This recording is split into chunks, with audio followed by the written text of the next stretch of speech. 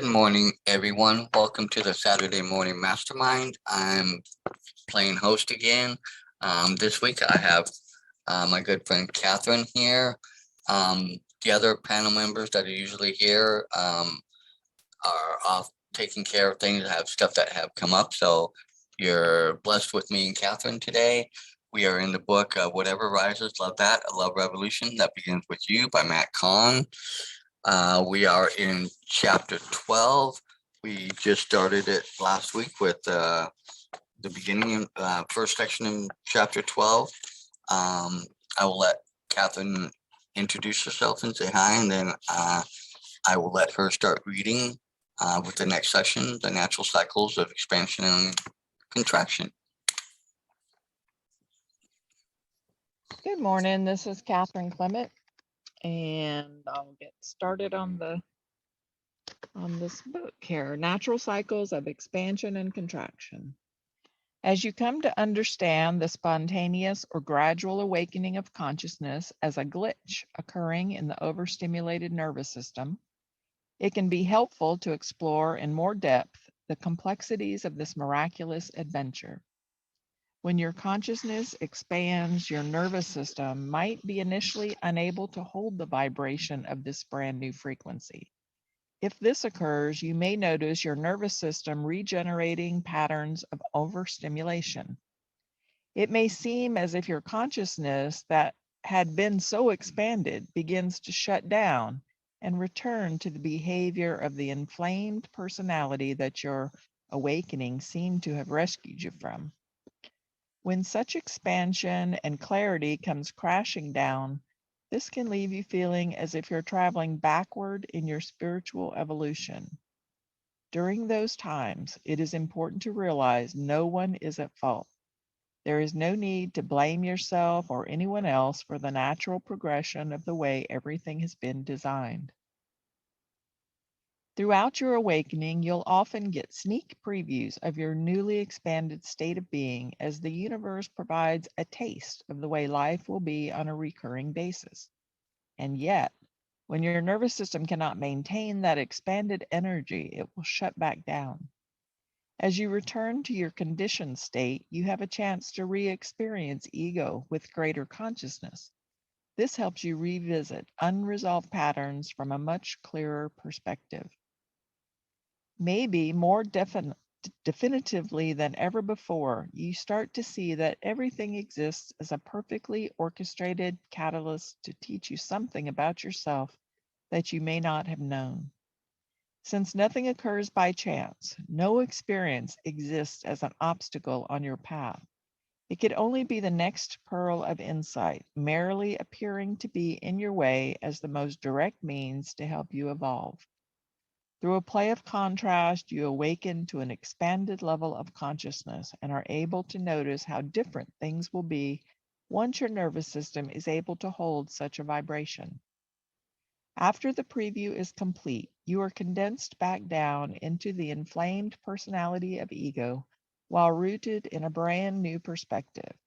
By oscillating back and forth between these states of expansion and contraction, you come to see what is exactly the same and unchanging between both extremes.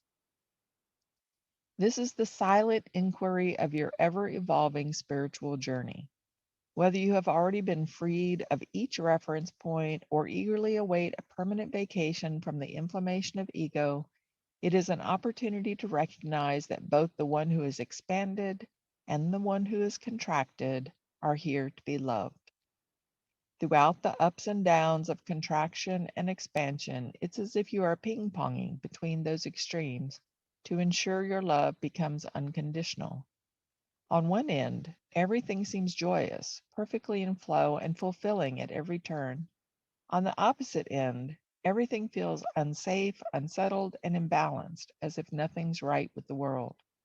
It is very natural to oscillate back and forth until enough momentum is built up to help you settle into the middle.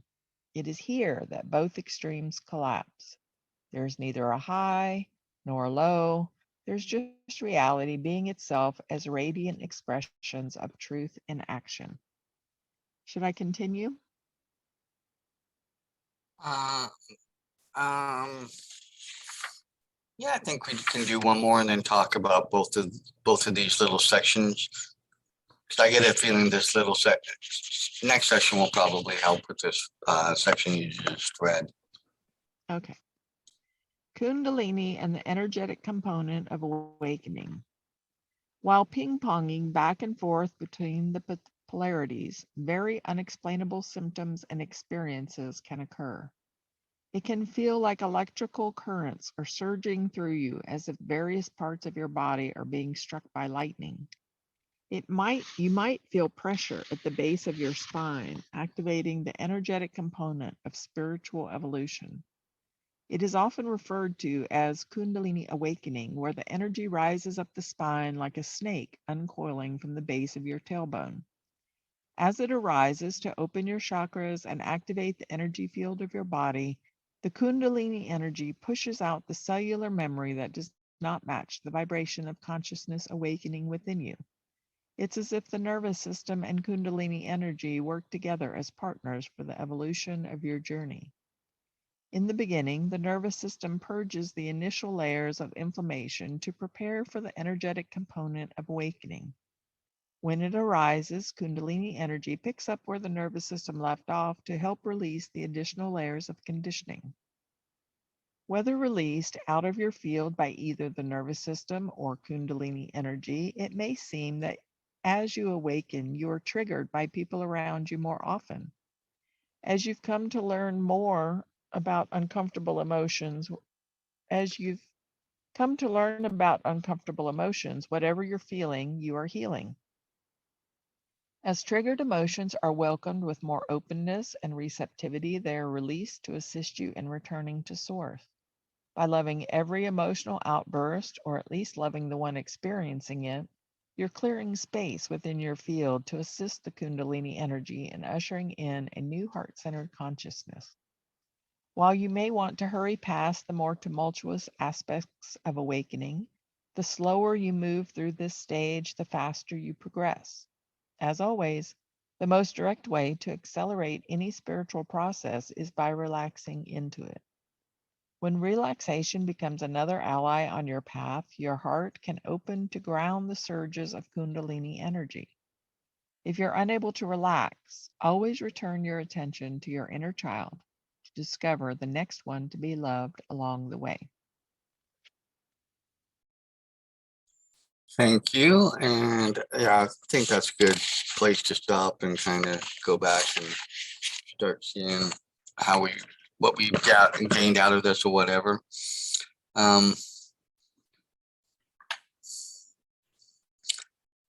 I like the way in the beginning of where the starts talking in the natural cycles of expansion and contraction. It says as you come to understand the spontaneous or gradual awakening of consciousness as a glitch occurring in the overstimulated system, it can be helpful to explore in more depth the complexities of this miraculous adventure. I like how he just kind of, I think for me, calls it what it is, as a glitch, because we've been riding along on this, I guess, one current for a long time. And then the best way I think this glitch happens to help move us to the next level of frequency. But sometimes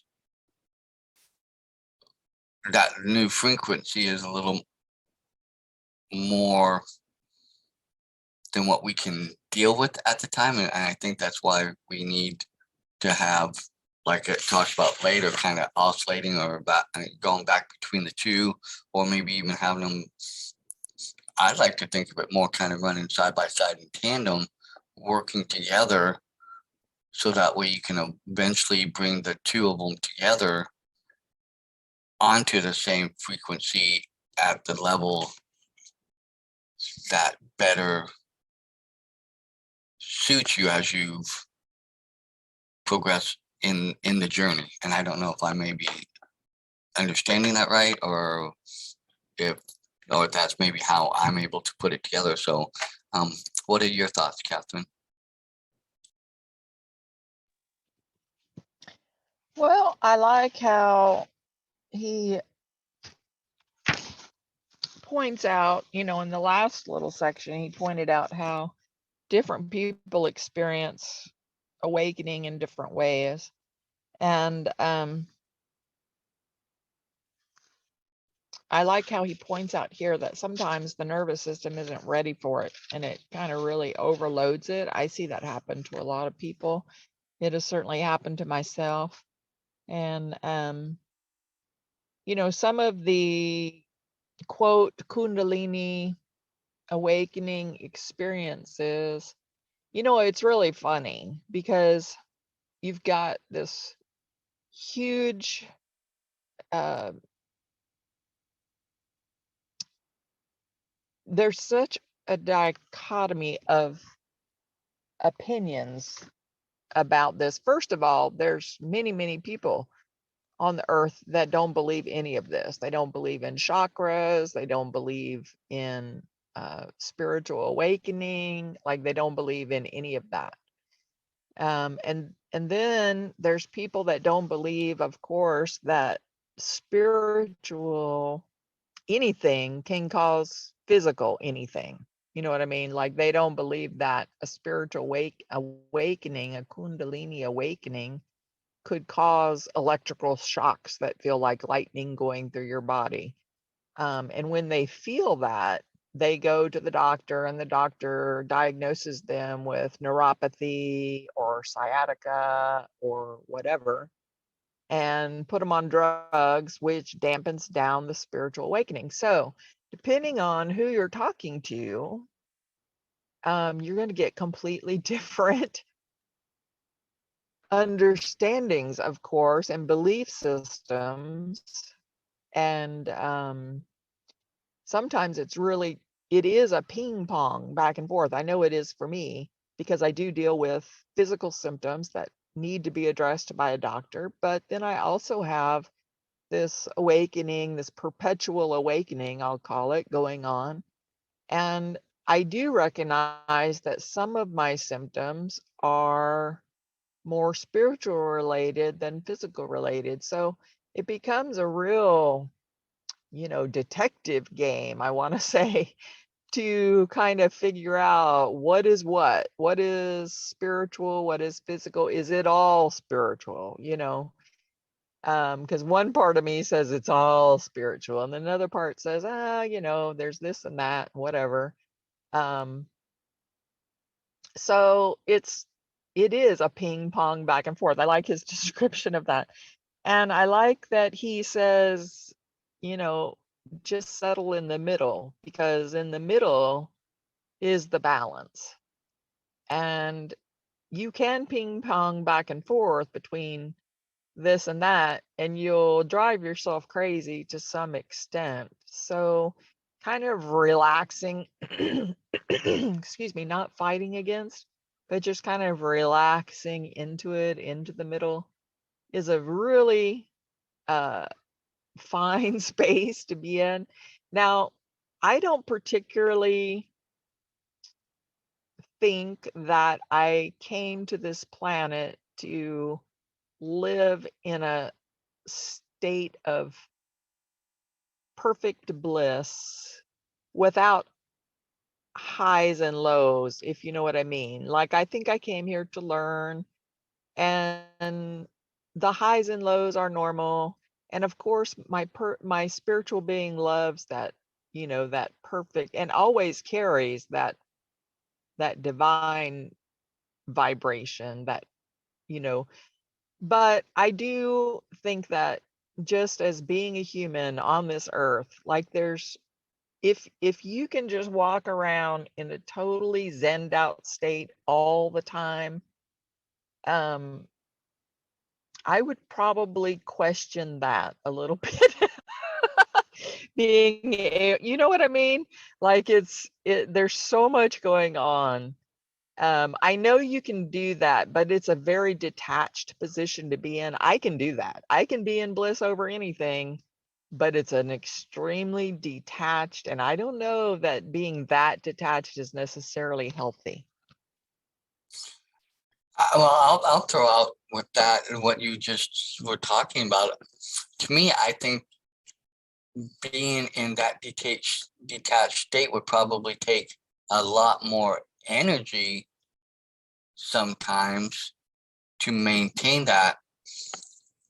And but I also think if I'm understanding how you're talking about it and how I'm looking at it, I think what do you learn out of that if you're just so detached from everything? What do you learn and how do you grow and how do you help yourself grow in essence to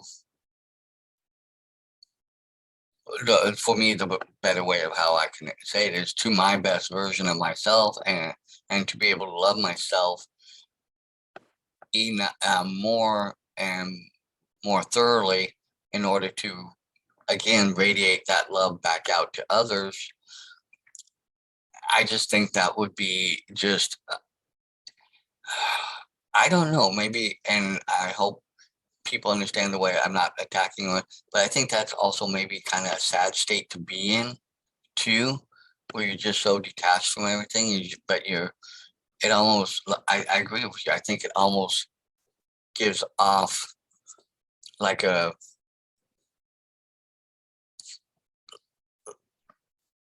fake mask, I guess, maybe in a sense that I'm just going to be right here in the middle and not let anything and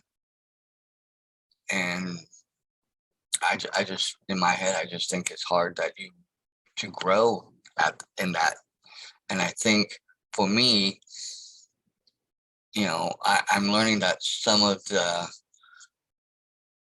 things that stimulate me and overstimulate and as I'm learning to relax a little bit more into those things, so that way hopefully it doesn't affect me the way it has as I'm looking back and saying, okay, in these certain circumstances with certain people, seems like I get really agitated or irritated or whatever. And I would just let that agitation take over rather than kind of trying to pull back and look at it for what it is and then take that so I can move forward and I guess get to that middle ground if any of what I just said makes kind of sense because some of this is I'm still trying to wrap my head around some of it, but in some ways some of it makes sense to me too. Yeah, totally makes sense. Um, this Kundalini energy that he speaks of in particular, even people amongst the spiritual community have varying opinions on Kundalini. And like there's some people that are just, this is the way Kundalini awakening happens, and that's it, and that's the way it is, and it can't be like that, all right? Because we're all different. So every person is going to experience it differently. And anybody that tries to tell you there's this one set way is just caught in their ego, as far as I'm concerned. Now, I may be caught in my ego by making that statement, and I'm perfectly aware of that. But I'm just saying, like, we're all way too different, and we're all rolling around in our own little universe, basically. And there's no way that everybody is going to experience it differently. And that's one of the things I love about Matt is he's pretty, he tells you this is how it could be, but he doesn't say this is how it is and this is how it must be. You know what I mean? Here he says, maybe more definitively than ever before, you start to see that everything exists as perfectly orchestrated catalysts to teach you something about yourself that you may not have known. Now, that is such a true and perfect statement, I think. If we can take a step back from the aggravation of any situation, because we do tend to get aggravated quite quickly. And if we can just take a step back and say, okay, what is this teaching me? sometimes that can completely diffuse a situation. Sometimes it just makes the ego matter. It's like, I don't want to learn something right now, like it's just back off a little bit. Whoever's out there throwing shit at me, just back off a little bit. I don't want to learn anymore right now. But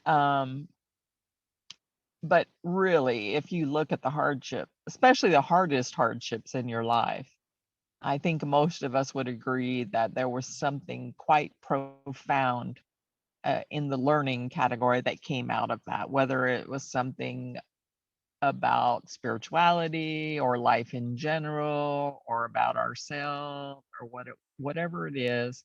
We're always learning through every experience, especially the ones that we dislike the most.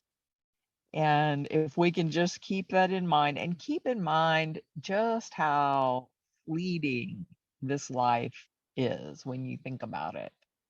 Um, and the things that we get so upset over, the first thing I always ask myself when I see that I'm upset over something is, is this going to matter in 5 years or 10 years or whatever, or even 5 minutes?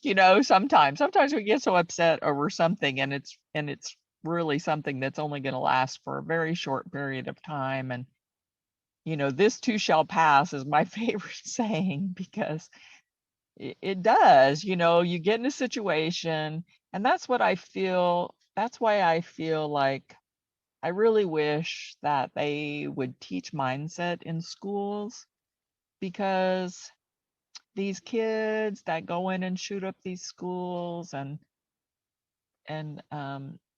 bully other kids and things like that, they get to a point in their short little lives where they just feel like hopeless. And especially with all of the climate issues, and I know not everybody agrees that climate issues are a problem, but whatever. um the kids these days that I have spoken to have a very pessimistic outlook for their future. They don't think that we as the elders have done our jobs to protect them, and I don't blame them, because we haven't.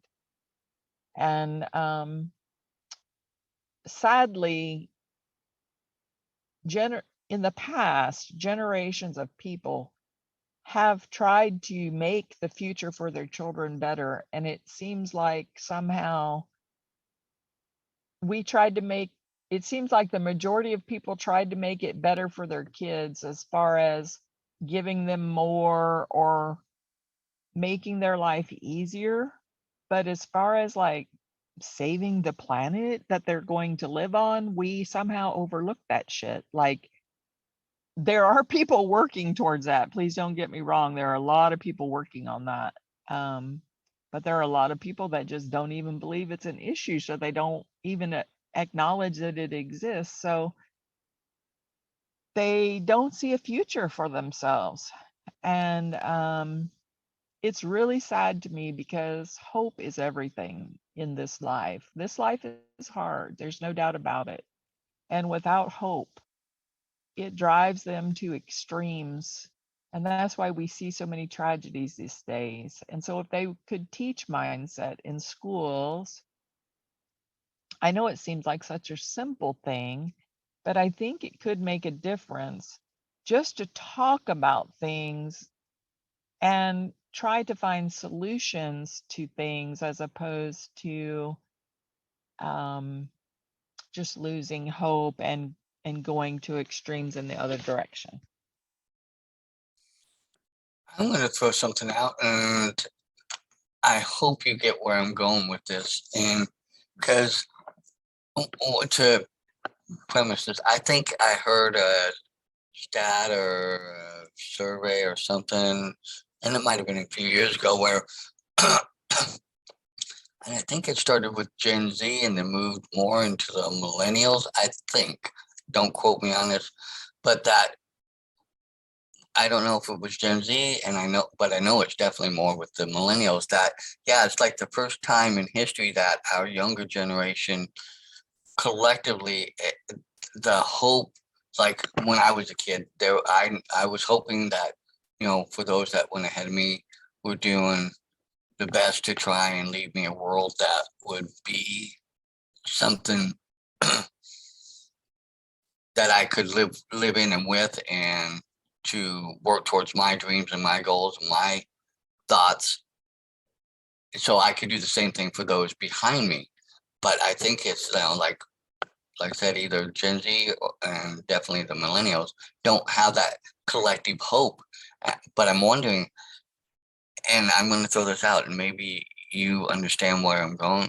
Can there be a sense of a collective Kundalini experience or whatever, awakening or something that is going on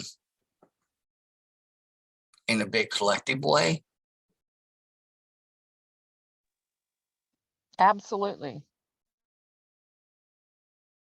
Okay, because, I think I've heard of the Kundalini, a little bit, but I've never really had a lot of.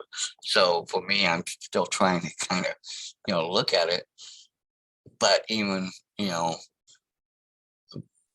but and I talk to people about this, and I see it, and it has in some ways has made me worried. But I'm looking at it on a whole different scale, because there's that movie Wall-E, and I love the movie. It's one of my favorite movies. I love the storyline behind it with the two, robots and all that. But when I look at how they portray human existence on that spacecraft, because we're not even on the planet Earth anymore, because of aspects of what, you know, uh, people believe in, what's in some ways is happening. Um, but we've also become a society that, in that movie, doesn't really think for itself. Everything's done for them. Everything's, catered to them. They're sitting on these little flotating devices that move around, and they have screens on their faces all the time. And, they're constant, you know, to me, that kind of scares me, because in a lot of ways, it seems like we've let go of learning, growing, being. We just become these lethargic things that just and I'm going to say it, let machines do everything for us. And so therefore, even then, what's the purpose, and how do we grow, and how do we expand ourselves at that point? And I don't know if what I put out there all goes together either. I haven't seen that movie, but I'd surely like to, because I think that's probably where we're headed from the way we're doing things right now. I mean, they're starting to put robots in, McDonald's and all kinds of places. And they're doing that because people don't want to work for people.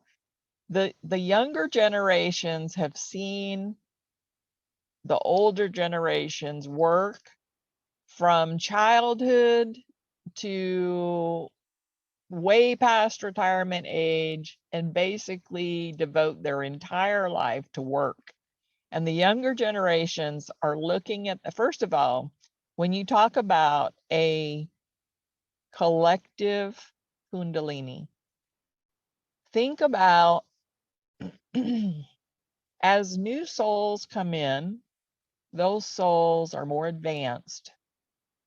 Many of them are more advanced than the ones that are currently here, because they've come here and hopefully they've made some progress, and then they've cycled out, and now they're cycling back in. So they're bringing, more consciousness in. I believe that is one of the reasons why we see more, how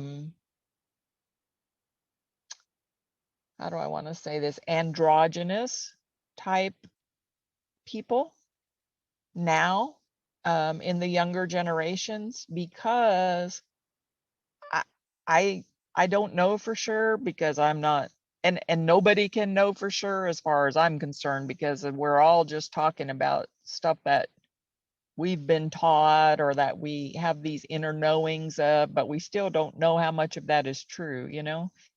But as far as I know, like angels, and even though they may carry a more masculine or a more feminine, like they're more androgynous, they're not really male or female, our souls. But then when we come into a body, we kind of choose one or the other. But that might not always match with what our soul goes with. So we wind up with not a clear line there, you know. And so I think that is a collective thing as these new generations of people come in. That is a collective experience for many of them. And I know that there has always been people that felt like they were in the wrong body, that they were on the wrong planet, that there's all these things. I've often felt like this is not the planet for me. I mean, I love the beauty of it. I love the planet, but people not so much sometimes. And but that is this planet. This is a planet of free will. I don't know that all planets are like that, because I don't have conscious memories really. Although I'm quite sure I've experienced it. Like there's just that inner knowing that this isn't all that there is, you know. You just kind of know things that you haven't learned here, but you know them. Like you feel like it's truth in your heart, you know, you just get that sense about it. And as these new generations come in, you know, they're just more, like I said, they're recognizing that things have to be done for the planet. Things have to change. They don't want to toil their entire life like past generations have done. They want to enjoy their life. Yes, they have to have money to live and things like that. We always have, but they're wanting to change things. And I hate to say it, but until some of the older generation dies off and we get younger people in political positions and things, that's when we're going to see some of those changes that hopefully will help. You know, we're just going to have to kind of wait it out and see right now. But as far as collectives, absolutely. I think, because I think there are soul groups that come in and out, you know, souls that really know each other and work well together, like us here on this panel. I'm sure we have had experiences with each other in other places, on other planets or time spaces or whatever. Like we're just very comfortable with each other. We get along well. And sometimes you just meet somebody and you feel like you're best friends with them automatically, you know. And I think that's someone that's part of your soul group. And I think that's why you see such differences in belief systems and stuff. Like you have half the planet looking at it this way and half the planet looking at it another way. I think those are two different soul groups, maybe, or it may be the same, and those have just decided to play a different part, you know. I don't know. But I think the younger generation, until we can give them hope again, I I don't see much change happening in some of the violence and stuff, because they're really, it's a cry for help. It really is. I agree on that aspect. I think there is a cry out there um, for help. And I'm going to even say it. I think some of us who don't go to that level, maybe, you know, in how we respond and do things. But I think even in some society, in different age groups, I'll put it that way, there might be some that are realizing, you know, they're more anxious about things or whatever. I mean, I know I've become a little more aware about some things, and I'm looking at things and I'm seeing, wow, okay, you know, if I can see some of what I see where the trajectory of where human life is going, does anybody else see that? And I also want to go back to where you were talking about like um, soul groups or whatever, or people feeling like they're in the wrong body or on the wrong planet. Um, I'm gonna go back to where we were going through a couple of the other books where we were talking about, how we plan what type of existence or what kind of life we're going to live or what thing we need to learn, and maybe some of this is all along that line too, and maybe being in a different body, so to speak, or the opposite of what maybe our, how do I say this, because I'm not sure, I believe that our soul exists, and in that we're not going to have necessarily. I believe that we'll know people and see people and recognize people in that, you know, in that soul, or when we go to heaven, or what I believe is heaven. But when we get there, but we're not going to be necessarily in this. So, but I can understand now a little bit of what you're saying about coming in and maybe not necessarily because it is kind of foreign or different, but maybe going back to like those books were saying, maybe in that you chose that to learn and understand that side better, and maybe in what you're talking about with the newer ones coming in, going for, like you said, that androgynous type. So I'm still trying to put that all together and see where that fits in and how I look at things. But you bring up some valid points on that.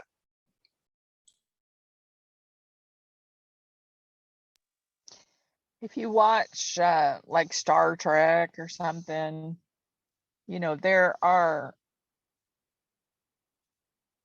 there's much more acceptance.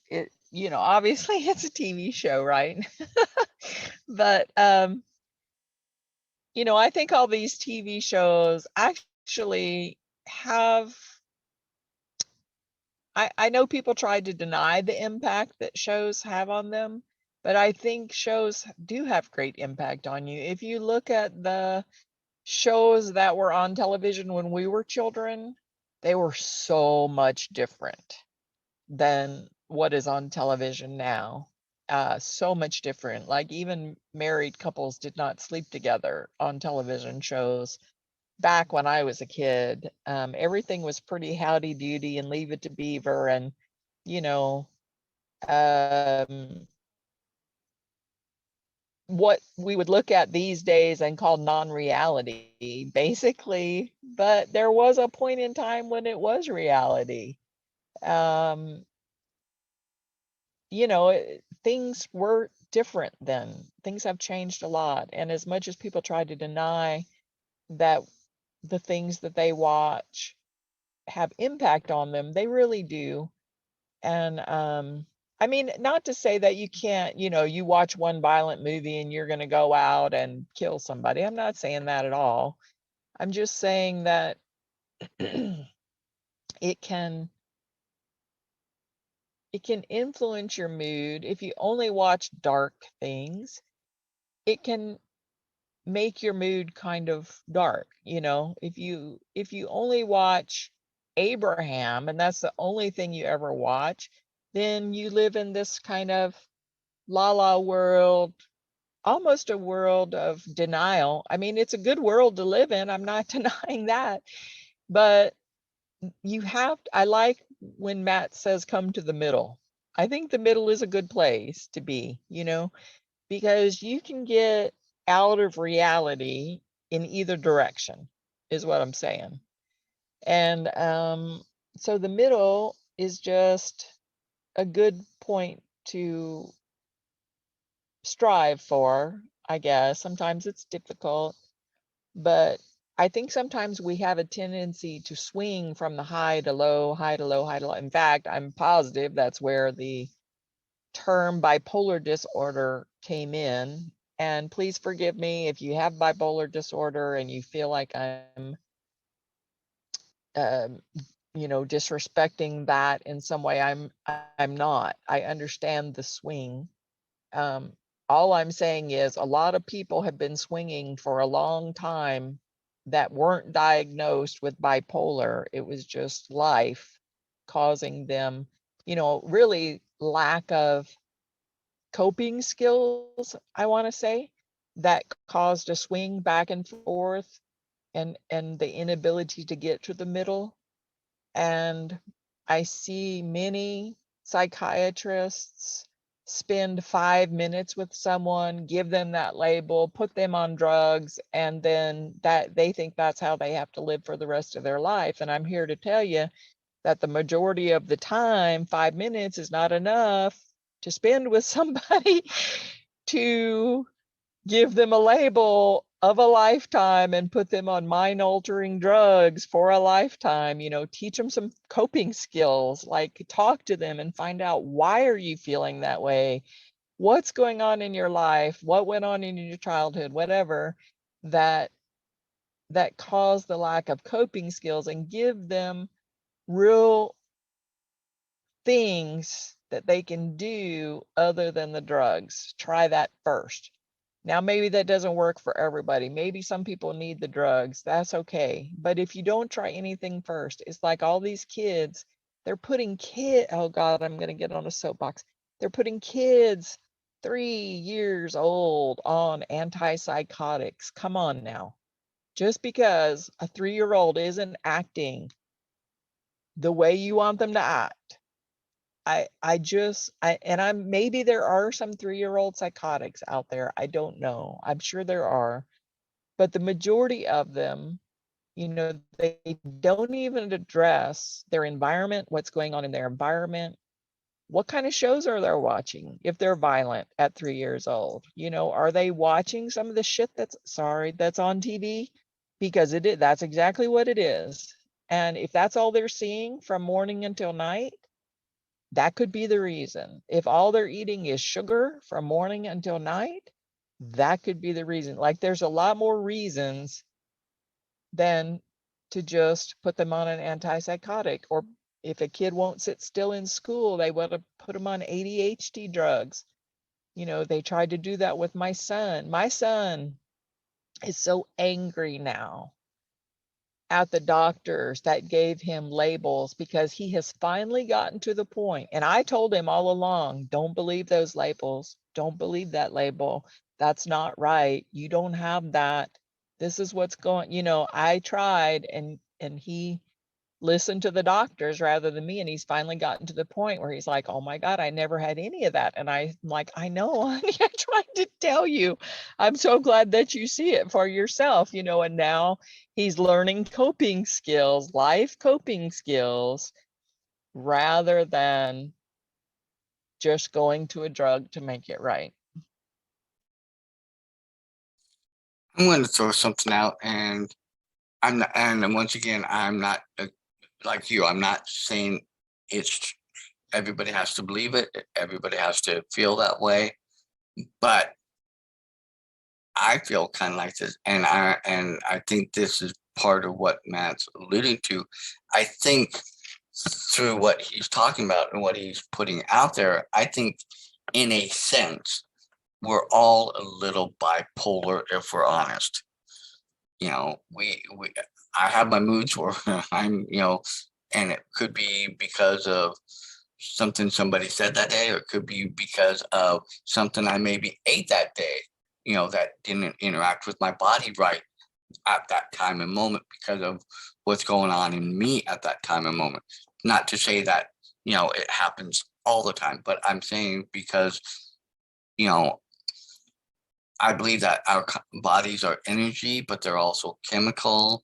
And so things that we put into it and our thoughts don't always react the same way every day.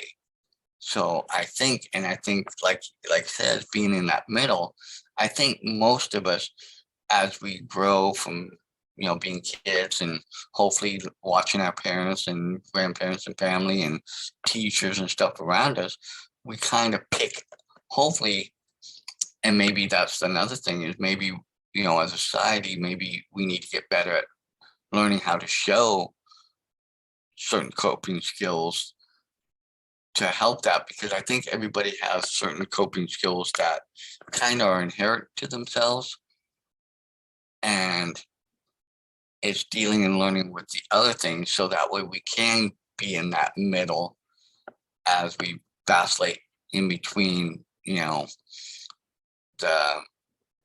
ego, that part, and um, you know uh, yeah, the higher consciousness and stuff. And I think that's something to take into account and put that, because like you even said, we're all different in a lot of ways. We're at the same time we're a lot alike, but we are individually different. And I think that's some of how I'm looking at it, is that we are, because I have things happen, and some days I'm just really like, but other days I can be chill, and I just, things don't get to me as much.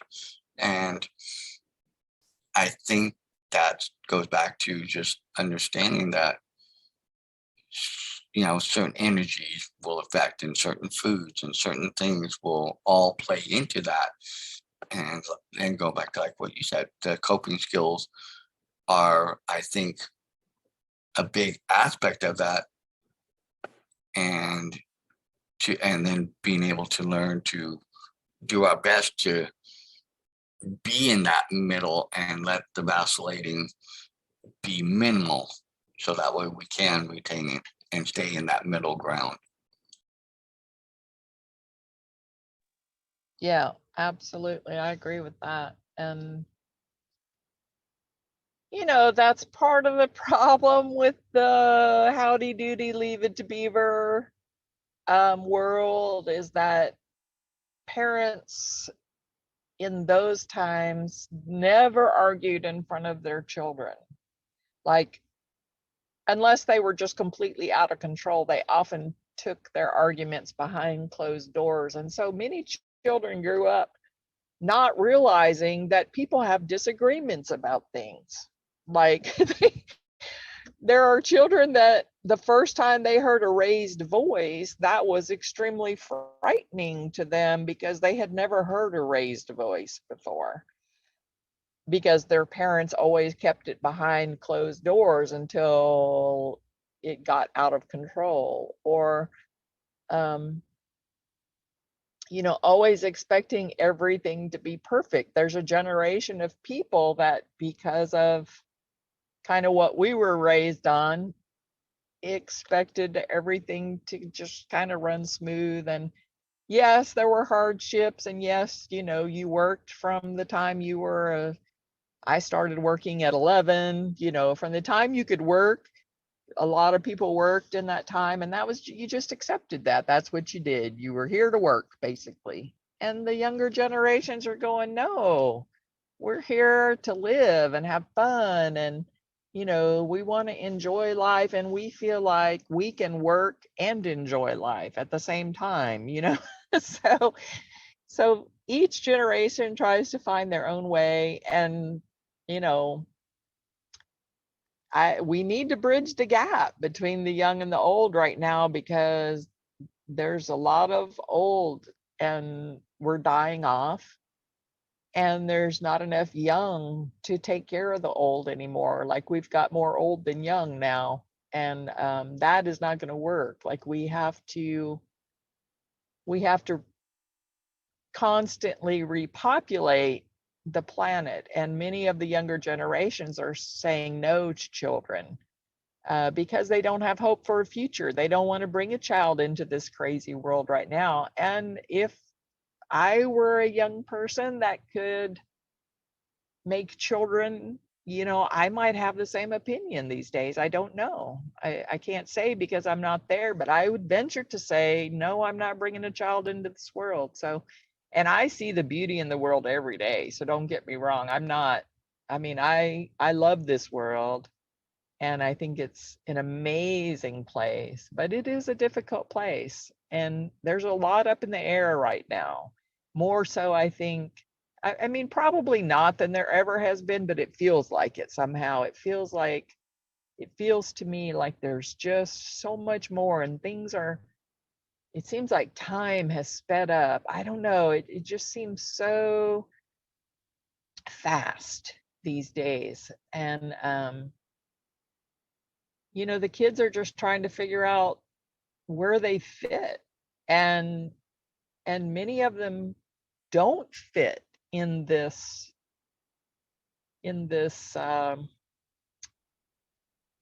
ooh, I hate to say this. I'll probably get some feedback on this white um things have been based on a primarily white experience. Now I see every day um more people fight back against that because not everybody is. And I know in Oklahoma, for instance, they don't teach history the way that it happened because now they feel like that makes white kids feel too bad about themselves for decisions that they had nothing to do with, that their ancestors made and stuff. And I get that. We don't want to, throw guilt trips on little kids all the time, but I think it's important to look at history the way it actually happened, not the way that white people want to present it to their kids. I mean, I'm sorry if I'm offending somebody out there, but I think it's crap that we don't teach real history because there are entire races of people that have been put in poverty and there's shit that has happened and we can't just say, okay, we're not going to talk about that anymore because then we don't learn from our past. We have to learn from our past. If we don't look at how it happened, we can't learn from our past. So, and that is why I quit school so young, because even way back then, they were teaching lies in school about the way things went down. And I was like, no, that's not the way it happened. Like I'm the little brown kid in the class going, no, that's not the way it happened. And so I wound up being the bad kid, and I wound up acting out because I was the bad kid. Like there are reasons why people act the way they do. And we need to get to the bottom of why they act the way they do instead of just discarding them. Or there are a lot of angry people on this planet because of the injustices that have been done to so many indigenous peoples. And the indigenous peoples always looked to the future. 7 generations, they looked to the future to make things better for their children, and they're angry that that has been lost. And they have every right to be. And if you can't even recognize, or you refuse to recognize that people, because of their color, because of their chosen gender, because of their whatever, if we can't allow people to just be,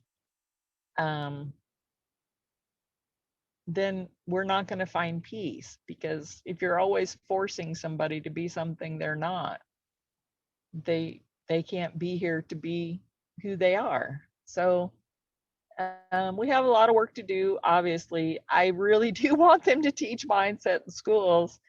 And that's one of the reasons I started writing children's books based on mindset, because maybe if I can get them into a few kids' hands or something, it might make a difference. I think it has made a huge difference in my life. Once again, I'm so grateful for this platform to come here every week and be even able to talk about such things. There was a time we wouldn't have been able to. So grateful that you're here and for the Saturday morning mastermind and all the lessons that I've learned and all the books that we've read. And it's time for us to choose a new book. So anybody listening, please jump on our Facebook page, and we're going to have a post up there soon. I'm sure if it's not already, I might have missed it because I've been in the woods, but we might have we'll have a post up where you can choose a book, you can recommend a book, and then we vote on which book we're going to read next. And we usually take a couple weeks off between books just to give everybody a time to reset. So watch out for that post, and thank you again for hosting today, Dan. It's been a good conversation. Yeah, I was just going to say we're getting close to right around an hour that we've been on. So I'm going to close it out. As always, you can find us on Facebook at Mindset Mastery Collective. It's easy to join the group there and put your comments up on the post and stuff. Please like and follow us on Facebook. You can also find us on YouTube at, again, Mindset Mastery Collective. You'll find videos from all the things we've done and talked about over the years for like the last 8 or 9 years. You can leave comments, go through those. Also, like Catherine said, please, if you have suggestions of a book or something that you want us to go over, or if you want to be here and be with us on the panel, you can always get a hold of one of us, and or you can jump on the link. It's posted in the Facebook group, or you can get a hold of one of us and we can help you get to that link. We also have our own website called Mindset Mastery Collective, where again, you can get access to all the information for both the Facebook and YouTube. And a lot of the videos and stuff are on there with content on there that you can go over. So with that, for the Saturday morning mastermind, we've been in the book Whatever Rises, Love That, a Love Revelation That Begins With You by Matt Kahn. We're in chapter 12 and we'll be starting on the next section next week. And look forward to having you join us on Saturday morning mastermind next week. And hopefully we'll be back live next week with everybody kind of having things going on. It's kind of that new school year, new people are, getting back into the routine of things. So hopefully we'll all be here and we'll be live again next week. So bye for now for the Saturday morning mastermind.